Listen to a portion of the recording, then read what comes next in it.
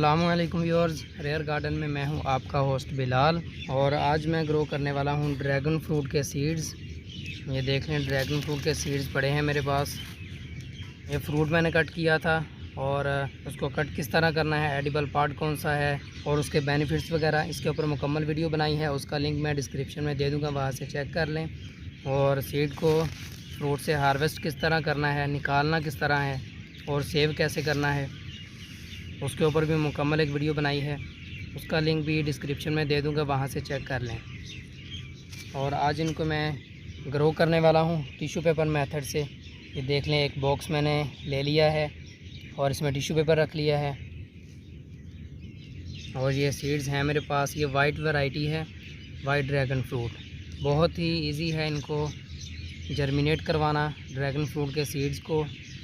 तो सबसे पहले आपने इस तरह एक बॉक्स में टिश्यू रख लेना है। टिश्यू रखने के बाद उसको शावर के ज़रिए मॉइस्ट कर लें।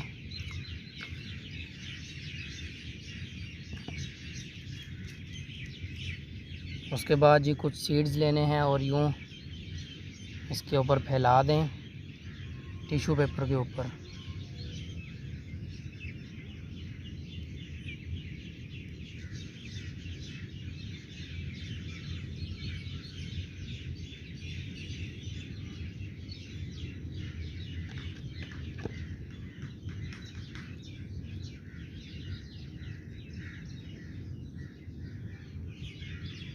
लेकिन ख्याल रखना है, सीड्स जो हैं वो अलग अलग होने चाहिए, एक दूसरे के साथ जुड़े ना हों।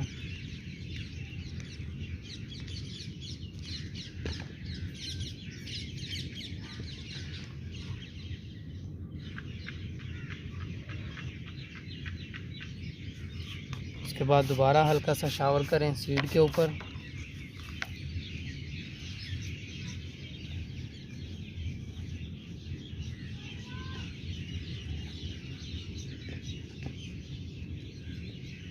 और लें जी, इस तरह इसको कवर कर देना है और उसके बाद दोबारा उसके ऊपर शावर कर दें।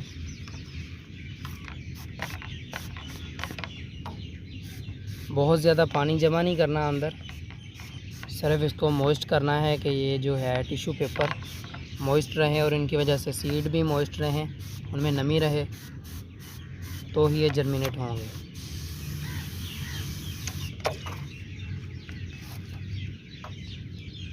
अगर आपको लगे पानी ज़्यादा हो गया तो इस तरह साइड से आप बाहर निकाल दें सारा पानी। लें जी, सीड हमारे लग गए हैं। अभी इसको एयर टाइट कर देना है इस तरह। लें जी, सीडलिंग हमारी हो गई। बहुत ही आसानी के साथ हमने अपने ड्रैगन फ्रूट के सीड्स को लगा दिया। अभी ये जो हैं तकरीबन 5 दिन के अंदर अंदर इनकी जर्मिनेशन स्टार्ट हो जाएगी। इसके ऊपर पहले मैं तजुर्बा कर चुका हूँ, तभी आपके साथ ये मेथड मैंने शेयर किया है। ज़्यादा से ज़्यादा भी लगेंगे तो 5 दिन के अंदर अंदर कुछ ना कुछ आपको वजाहत हो जाएगी। सीड फट रहे होंगे या कोई ना कोई सीड जर्मिनेट हो चुका होगा। और मज़ीद जो है सारे सीड वो 10 से 12 दिन के अंदर अंदर सभी सीड्स जर्मिनेट हो जाएंगे इंशाल्लाह। तो अभी इसको जो है लाइट वगैरह में नहीं रखना, डार्क प्लेस में रख दें जहाँ पे रोशनी ना आए, ऐसी जगह पे रख दें। रोशनी मतलब सनलाइट इनके ऊपर ना पड़े और बहुत ज़्यादा तेज़ रोशनी भी ना पड़े। और अगर आपके पास हीट मैट है तो हीट मैट के ऊपर इसको रख दें और एक टेम्परेचर सेट कर दें, उसी टेम्परेचर पर ये 24 घंटे रहे तो बहुत ही अच्छी जर्मिनेशन होगी और बहुत ही फ़ास्ट जर्मिनेशन होगी। खैर, ये जो मैंने आपको तरीका बताया, इस तरीके से भी 5 दिन के अंदर अंदर सीड जर्मिनेट हो जाएंगे। तो चलें, जैसे ये जर्मिनेट होंगे तब मैं आपके साथ शेयर करूँगा। 7 दिन बाद वाइट ड्रैगन फ्रूट के सीड्स को लगाए हुए 7 दिन हो चुके हैं। 7 दिन पहले टिश्यू पेपर में हमने ड्रैगन फ्रूट के सीड्स लगाए थे। आज उनका रिज़ल्ट आपको दिखाने वाला हूँ।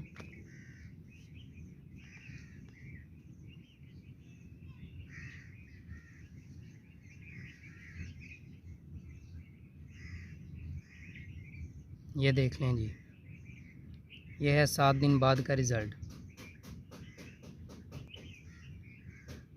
तकरीबन 40% सीड जो हैं वो जर्मिनेट हो चुके हैं टिश्यू पेपर के ऊपर और बाकी हो रहे हैं। और ये देख लें आप,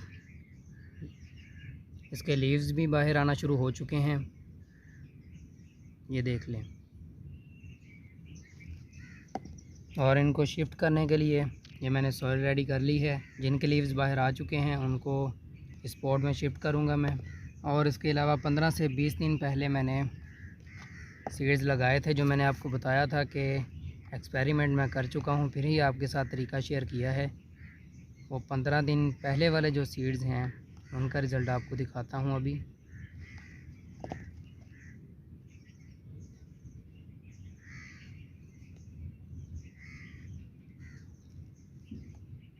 یہ دیکھ لیں جی،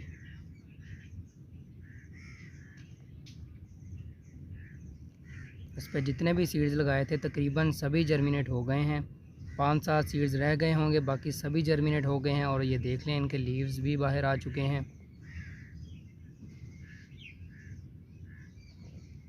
یہ ہے جی 12 سے 15 دن کا رزلٹ. اور یہ والے جو 7 دن پہلے لگائے تھے. ابھی یہ جتنے بھی سیڈز ہیں جرمینیٹ ہو چکے ہیں، ان کو میں ان 2 پوٹس میں شفٹ کرنے والا ہوں. باقی جو رہ گئے ہیں جرمینیٹ ہونے والے وہ ویسے ہی چھوڑ دیں گے. جب جرمینیٹ ہو جائیں گے تب انشاءاللہ وہ بھی ٹرانسپلانٹ کر دیں گے.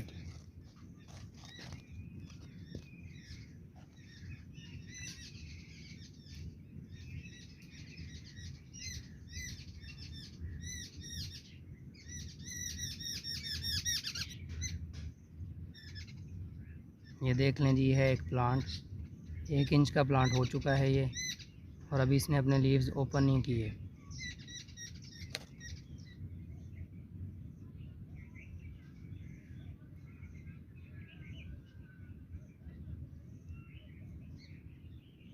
اس طرح بہت ہی احتیاط کے ساتھ اس کو گملے میں شفٹ کر دینا ہے. یہ دیکھ لیں.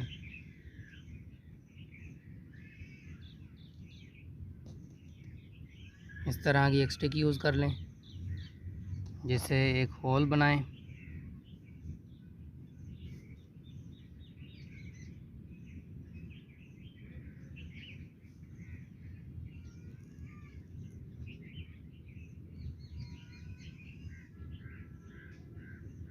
اور ایک پلانٹ اٹھا کے اس کو اس کے اندر دبا دیں. احتیاط کرنی ہے کہ اندر جو آپ نے سوراخ کیا ہے وہ مکمل ایئر ٹائٹ ہو جائے، اس سے ہوا پاس نہ ہو ورنہ پلانٹ خراب ہو جائیں گے.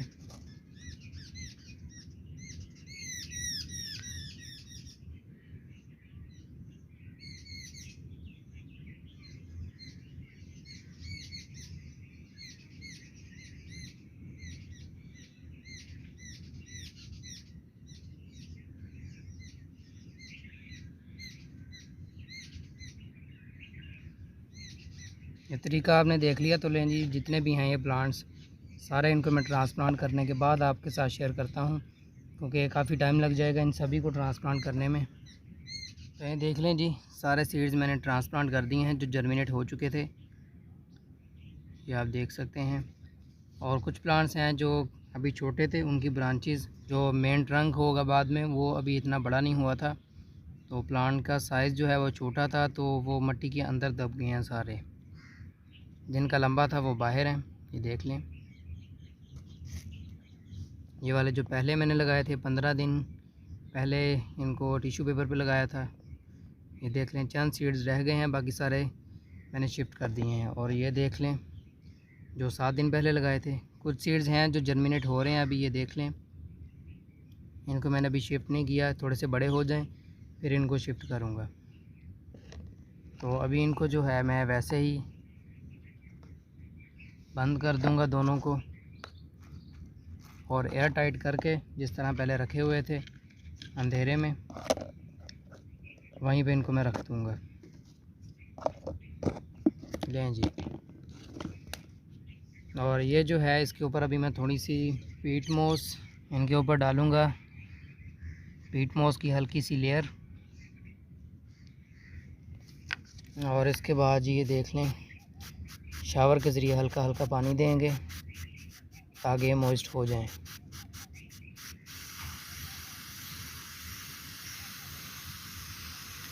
لیں جی، کافی ہے.